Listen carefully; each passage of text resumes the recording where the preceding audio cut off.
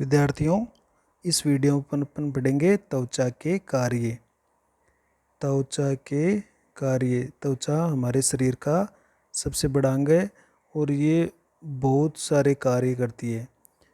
Function of skin है। त्वचा अनेक महत्वपूर्ण कार्य करती है। इस कारण से त्वचा को हरफनमोला अंग भी कहते हैं। बोलते हैं इसको जैक ऑफ ऑल ट्रेड्स। मतलब विभिन्न प्रकार के जो कार्य होते हैं उनका एक जैक की तरह ये काम करता है। जैसे जैक होता है तो वो विभिन्न प्रकार के भारी भारी वस्तुओं को उठाने का काम करता है। तो ये जो हमारी त्वचा है वो भी अनेक महत्वपूर्ण कार्य करती है। तो अनेक महत्वपूर्ण कार्य करने के कारण इसको हरफनमोला अंग या जैक ऑफ जेकोल कहा जाता है। देखते हैं कि कौन कौन से महत्वपूर्ण कार्य करते हैं। तो सबसे पहले हमारा काम है त्वचा काम है सुरक्षा या प्रोटेक्शन का। तो त्वचा सुरक्षा कैसे करती है? तो हमारे जितने भी भारी चोट है, जब भी कोई चोट लगती है तो उसको त्वचा झेल लेती है। या सूर्य से आने वाली अल्ट्रावायलेट रेज या पराबैंगनी किरणें हैं, या कोई हानिकारक जीवाणु आ गया या हानिकारक कोई सूक्ष्म जीव आ गए, तो उनको कभी भी शरीर में प्रवेश नहीं करने देती है। तो इस तरह से एक प्रतिरोधक का काम करती है, जिससे ये सूक्ष्म जीव या अल्ट्रावायलेट रेज ये अपने अंदर प्रवेश नहीं कर पाती है और इससे हमारी शरीर की सुरक्षा होती है। इसके अलावा त्वचा के बहुत सारे व्युत्पन्न होते हैं, हमने पढ़े थे, जिसमें नाखून है या जैसे जानवरों में सींग होते हैं या पंजे होते हैं, तो ये भी मुख्य रूप से इनकी सुरक्षा का काम करते हैं। तो त्वचा का व्युत्पन्न भी सुरक्षा के साधन होते हैं। जो शत्रु जो होते हैं उनसे वो अपने आप की खुद की सुरक्षा कर लेते हैं। कई बार अपन त्वचा के अंदर जो मेलेनोसाइट है वो मेलेनिन का निर्माण करता है। तो त्वचा का रंग इस प्रकार से बन जाता है कि वो वातावरण से मिलता जुलता रहे। तो त्वचा का जो रंग है, त्वचा का रंग वो वातावरण के अनुसार रहता है, जिससे शत्रुओं से रक्षा हो जाती है। यानी वो उस वातावरण में मिल जाते हैं, जिससे शत्रु उनको देख नहीं पाता और शत्रु से अपनी सुरक्षा कर लेते हैं। तो इस तरह से एक रक्षात्मक आवरण का काम करती है। कुछ अपन जीवों में देखते हैं, जैसे जानवर होते हैं तो वो अपनी त्वचा का रंग भी बदल लेते हैं। त्वचा का रंग बदल लेते हैं और त्वचा के रंग बदलने से शत्रुओं की वो नज़र में नहीं आते या डरावने लगते हैं। इस कारण से वो अपनी सुरक्षा कर लेते हैं। त्वचा के रंग बदलने को हमने कहा था मेटाक्रोसिस। तो ये मेटाक्रोसिस पाए जाते हैं। त्वचा है वो वाटरप्रूफ होती है, जैसे स्वच्छ स्तरता जेलिडिन के कारण, उस कारण से ये त्वचा है वो वाटरप्रूफ हुई थी, जिससे किसी भी तरह का कोई द्रव है या कोई रोगाणु है या कोई जीवाणु है वो कोशिका के अंदर प्रवेश नहीं कर सकता, और न ही कोशिका कोई भी द्रव्य या पदार्थ शरीर से बाहर आकर शरीर के अंदर से बाहर नहीं जा सकता। तो न तो अंदर जा सकता न बाहर जा सकता है। तो ये वाटरप्रूफ की तरह कार्य करती है। तो इस तरह से ये हमारी सुरक्षा करने का काम और एक सुरक्षात्मक आवरण बनाने का काम हमारी त्वचा करती है।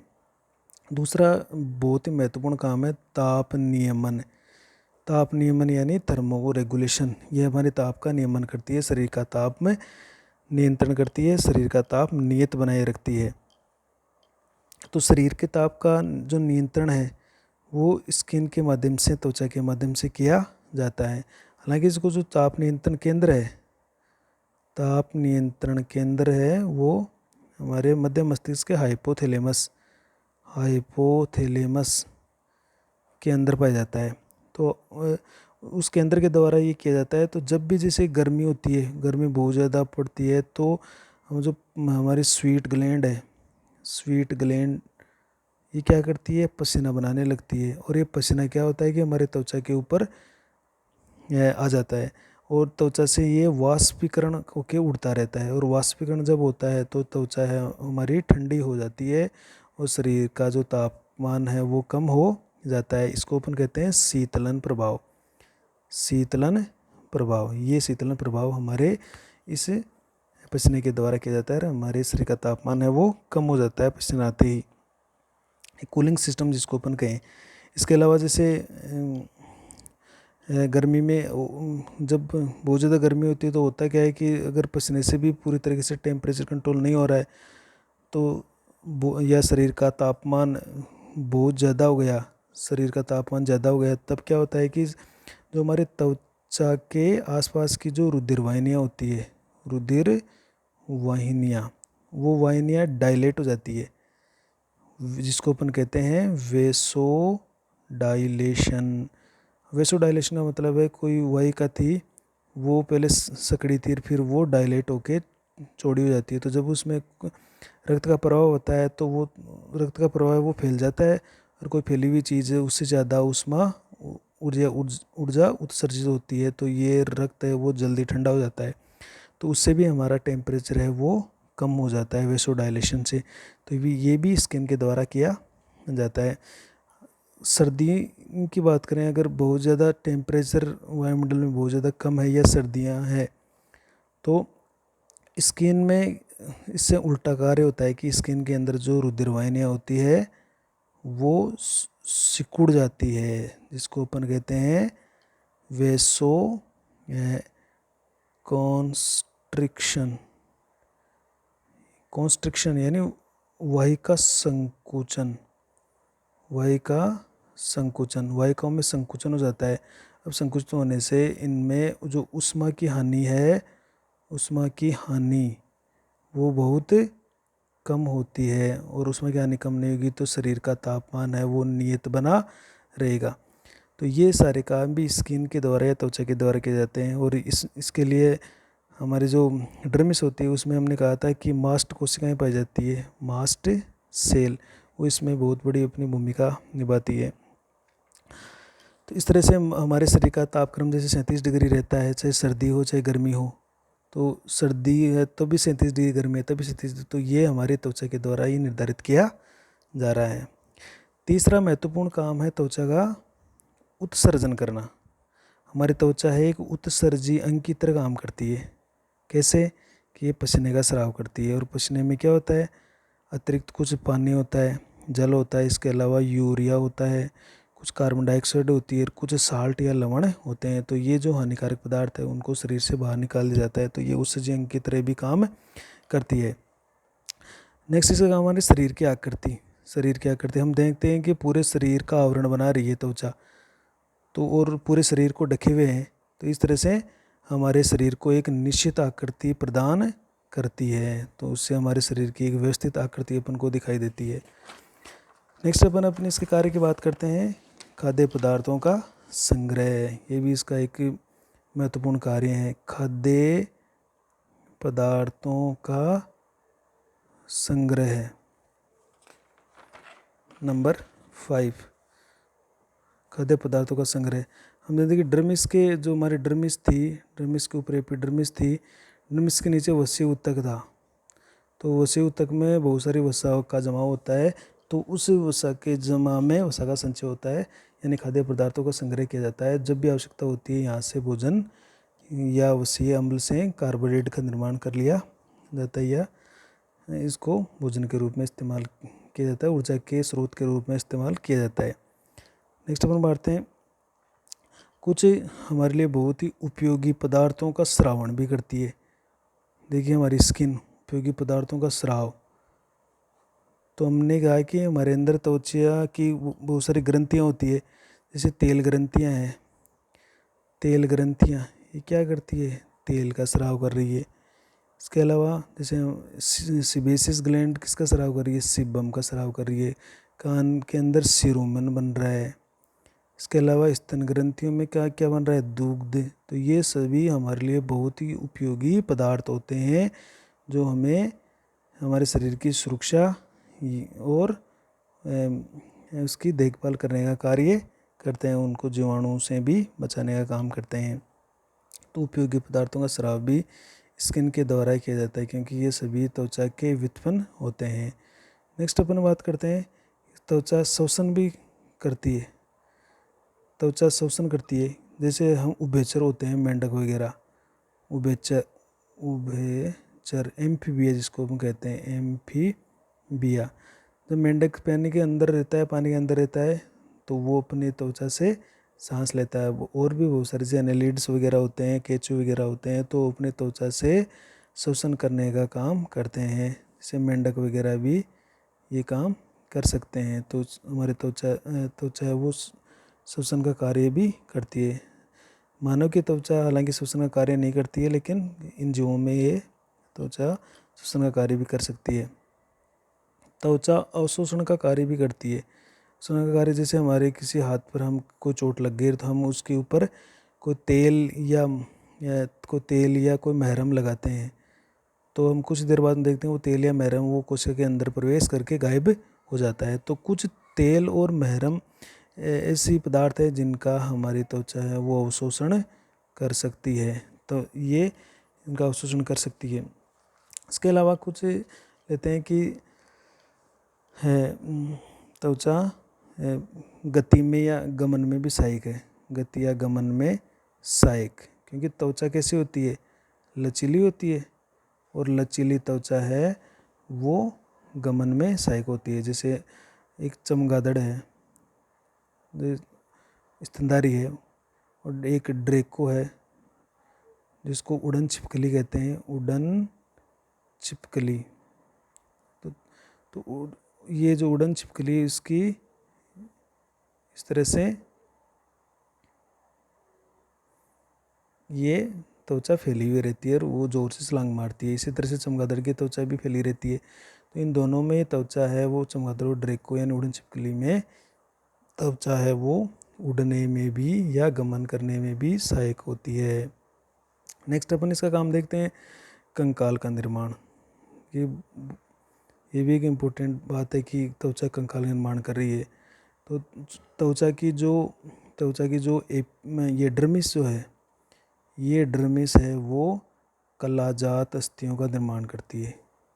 कलाजात अस्थियों का मतलब होता है जो त्वचा की डर्मिस के अंदर या त्वचा की डर्मिस से बनता है। जो डर्मिस में उस संयोजी ऊतक होते हैं, उस संयोजी ऊतकों से कुछ अस्थियों का निर्माण किया जाता है, तो उसको कहते हैं कलाजात अस्थियाँ। जैसे हमारे स्कल की बोन है, इसके अलावा जैसे हमारे जबड़ों की बोन, इसके बाद कंधे का हमारा स्केपुला है, इसके बाद हमारी जो स्टर्नम है। तो ये कुछ अपने बोन्स होती है जो त्वचा की डर्मिस की संयोजक से बने है होती है। तो इस तरह से हम कहें कि त्वचा कंकाल के निर्माण का काम भी करती है। हमारे त्वचा में बहुत सारे हमने पढ़े थे कि रिसेप्टर्स होते हैं। वो रिसेप्टर्स या संवेदनाणु है वो विभिन्न तरह की संवेदनाओं को ग्रहण करते हैं। तो त्वचा है वो संवेदी या उद्दीपन ग्रहण करने का काम भी करती है। नेक्स्ट पढ़ते हैं अपन कि लैंगिक आकर्षण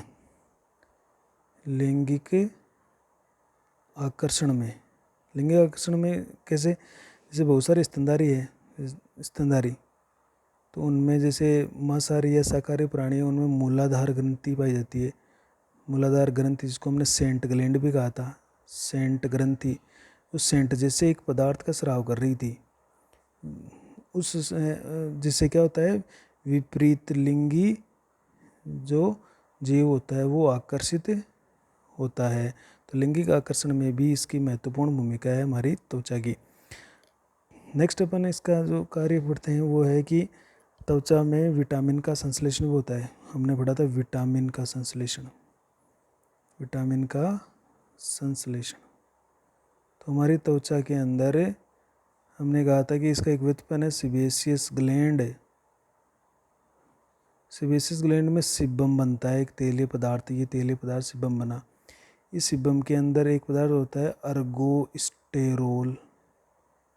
इस अर्गोस्टेरोल पर जैसे अल्ट्रा वायलेट रेज गिरती है तो ये विटामिन डी का संश्लेषण कर लेता है, कैल्सीफेरोल का संश्लेषण कर लेता है। तो इस तरह से हम कह सकते हैं कि हमारी त्वचा है वो विटामिन का निर्माण भी करती है।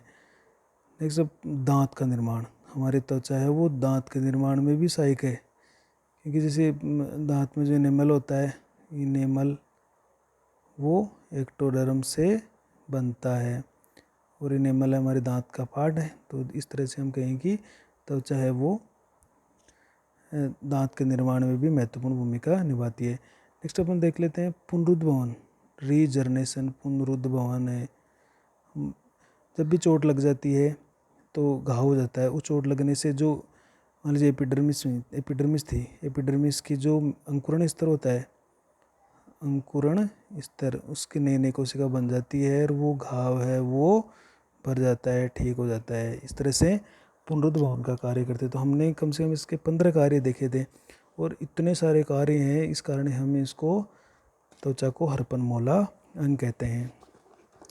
कुछ विशेष त्वचा से संबंधित कुछ विशेष बात कर लेते हैं कि हम कई बार होते हैं कि त्वचा पर मुहासे हो जाते हैं, मुहासे, इसको अपन एसिनी या फिर पिंपल्स कह देते हैं कि हमारे मुख पर पिंपल्स हो गए हैं, एसिनी, एसिनी। ये पिंपल्स कैसे बनते हैं? देखिए हमारी त्वचा है तो त्वचा के अंदर सीबेसियस ग्लैंड है, सीबासियस ग्रंथि, इसको ऑयल ग्लैंड कह रहे हैं अपन, ऑयल ग्लैंड। तो इस ऑयल ग्लैंड्स में क्या होता है, सिबम बनता है, स्राव सिबम। और ये सिबम क्या होता है, बाहर जैसे लगातार एक नली के द्वारा बाहर निकलता रहता है, लेकिन कई बार जब ये इसकी नली है वो ब्लॉक हो जाती है तो इस सिबम का स्राव वो अंदर ही रुक जाता है और त्वचा के नीचे इसका स्राव जब बाहर नहीं निकलता है तो ये त्वचा के नीचे ये स्राव इकट्ठा हो जाता है और वहाँ से त्वचा है वो फूल जाती है और इस तरह से एक इसको हम कहेंगे मुहासा, एसिनी, इसको मुहासा कहेंगे। कुछ दिनों तक जब ये मुहासा, इसमें ये जो सिबम पड़ा रहता है तो कुछ दिनों बाद में इसके अंदर मवाद या पस पड़ जाती है। पस इसलिए पड़ जाती है क्योंकि इसमें जैसे तेलीय पदार्थ है तो कई तरह के जीवाणु इसमें पैदा हो जाते हैं और वो जीवाणु अपनी क्रिया करते हैं और वो मवाद उत्पन्न कर देते हैं।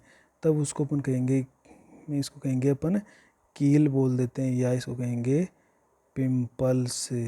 तो सीबेसियस ग्लैंड के स्राव रुकने के कारण ऐसा हो जाता है, मुहासे बन जाते हैं। नेक्स्ट अपन बात करते हैं कि त्वचा पर कई त्वचा पर जिनको कहते हैं मस्सा या जिसको वाट्स बोलते हैं, वाट्स हो जाते हैं कि कई बार त्वचा होती है तो उस पर इस तरह फैले हुए वाट्स पाए जाते हैं। तो वो देखा गया है कि एक उभरा हुआ मांस का जैसे टुकड़ा सा होता है या दाना सा होता है तो उसके लिए एक वायरस जिम्मेदार है जिसको अपन कहते हैं पेपिलोमा वायरस। ये पेपिलोमा वायरस है वो HPV, ये इसके लिए जिम्मेदार होता है, वाट्स के लिए। तो जब इसकी अपन कुछ इसके ड्रग्स लेते हैं तो ये मसा या वाट्स है वो ठीक हो जाता है। इसकी बहुत सारी जातियाँ होती है तो इस तरह के ये मस्से भी अलग अलग टाइप के हो सकते हैं। नेक्स्ट अपन पढ़ते हैं कि त्वचा पर कई बार फोड़े फुंसी हो जाती है, फोड़े, और इस फोड़ों का जो मुख्य कारण वो जीवाणु होता है, ये स्टेफाइलोकोकस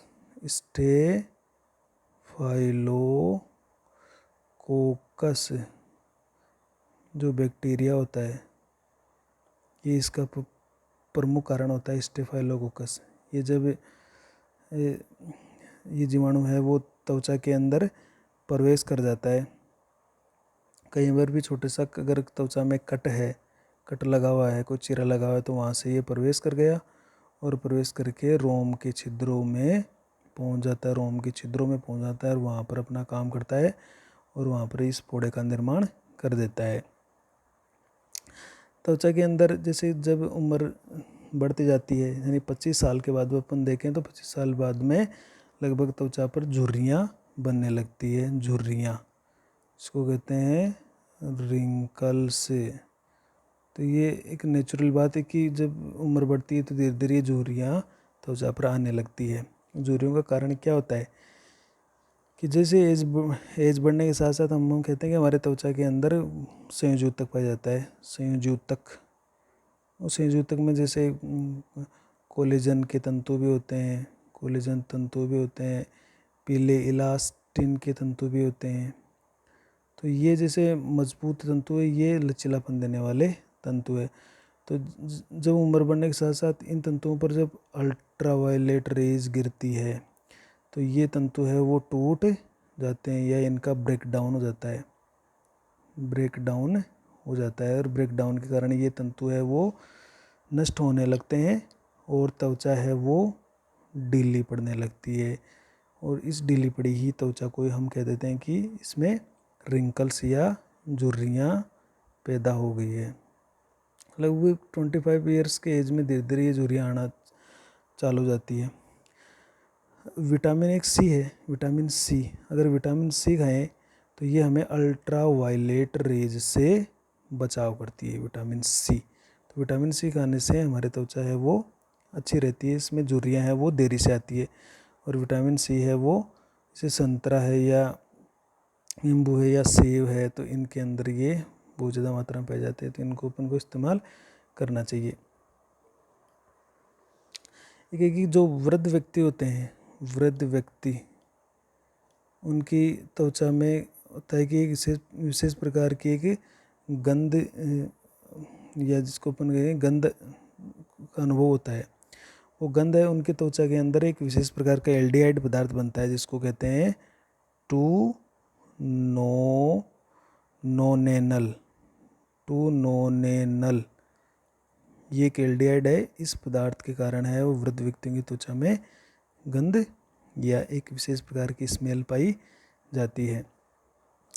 ये हमने पूरा एक स्किन का पूरा पार्ट अच्छी तरह से और क्रमबद्ध रूप से हमने इसको पढ़ लिया है।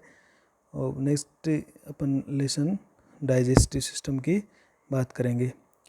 जो भी विद्यार्थी इस वीडियो को देख रहे हैं वो अपने इस वीडियो को सब्सक्राइब करें ज़्यादा से ज़्यादा और शेयर करें।